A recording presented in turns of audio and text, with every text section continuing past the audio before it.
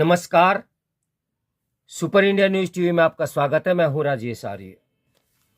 आइए देखते हैं आज का विशेष समाचार। रिश्तों पर कायम संदेह के बादल।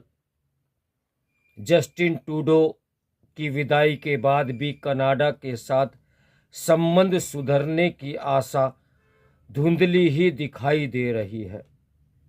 जस्टिन ट्रूडो और अधिक उपहास का पात्र नहीं बनना चाहते थे।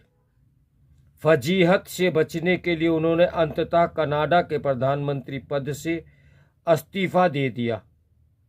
उनकी राजनीति और कैरियर पिछले कुछ समय से भटकाव का शिकार रहा।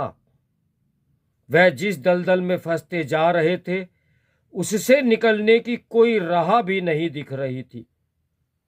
न केवल उनकी पार्टी बल्कि दुनिया के एक बड़े हिस्से द्वारा भी उन्हें उनके हाल पर छोड़ दिया गया था।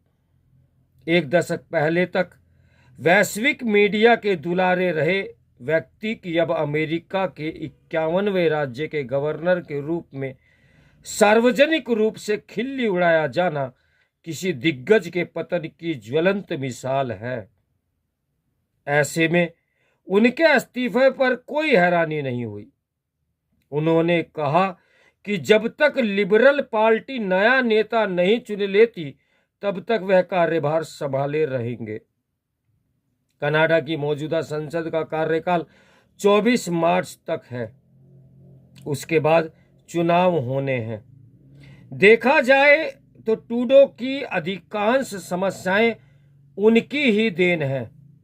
लंबे समय से सहयोगी रही उनकी उप प्रधानमंत्री क्रिस्टिया फ्रीलैंड ने जब दिसंबर में एकाएक अपने पद से इस्तीफा दे दिया था तभी यह तय हो गया था कि ट्रूडो के भी अपने पद पर गिने चुने दिन ही शेष बचे हैं।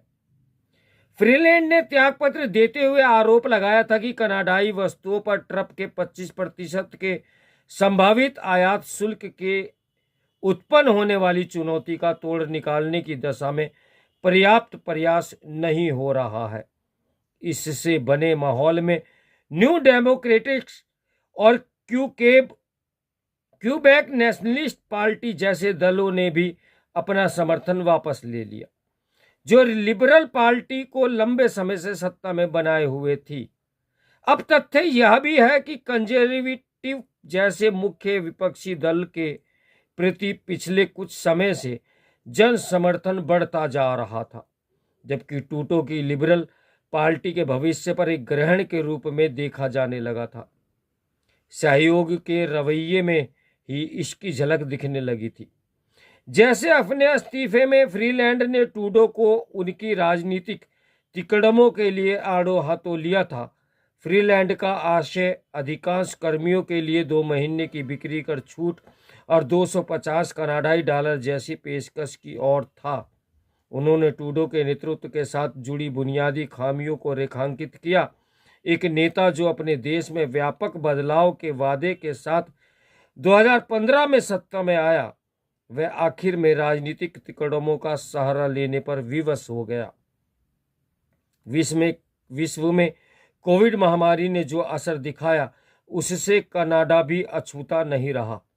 इस महामारी के बाद अधिकांश कनाडाई लोगों को आर्थिक दुर्दशा का सामना करना पड़ा।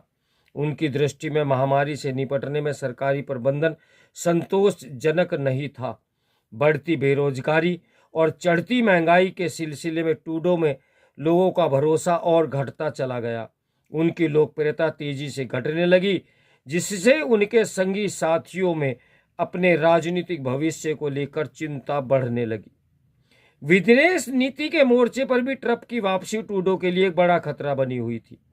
ट्रंप ने दावा किया कि टैरिफ को लेकर उनके दबाव के चलते ही ट्रूडो इस्तीफे पर मजबूर हुए।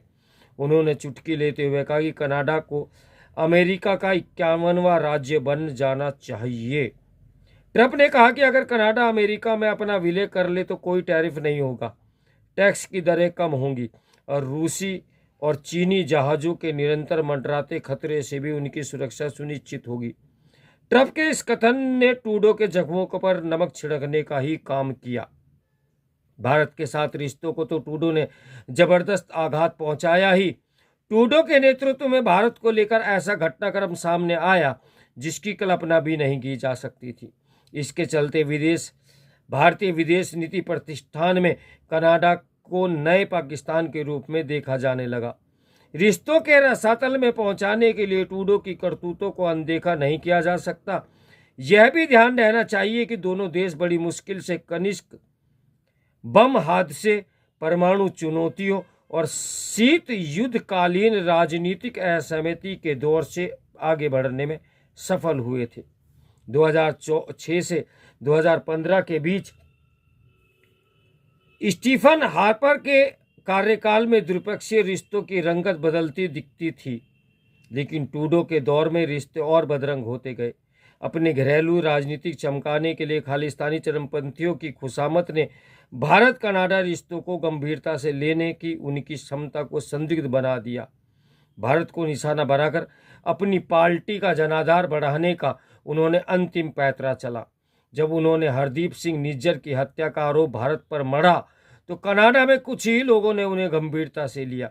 आखिरकार निज्जर और अन्य चरमपंथियों को प्रत्यार्पित करने में भारत के अनुरोध को उनकी सरकार ही बार बार खारिज करती आ रही थी।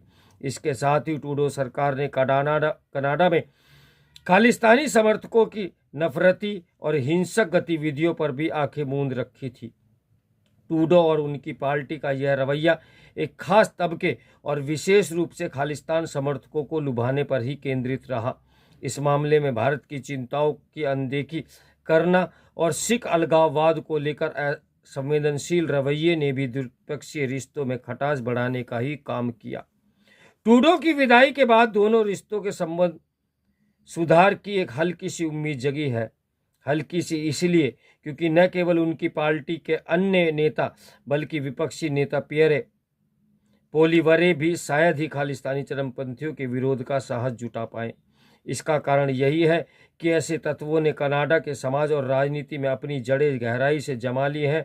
इसलिए ट्रूडो के बाद जो सत्ता की कमान संभालेगा वह अगर भारत के साथ रिश्तों का बेहतर बनाना चाहे तो उसके लिए उसे अतिरिक्त प्रयास करने होंगे।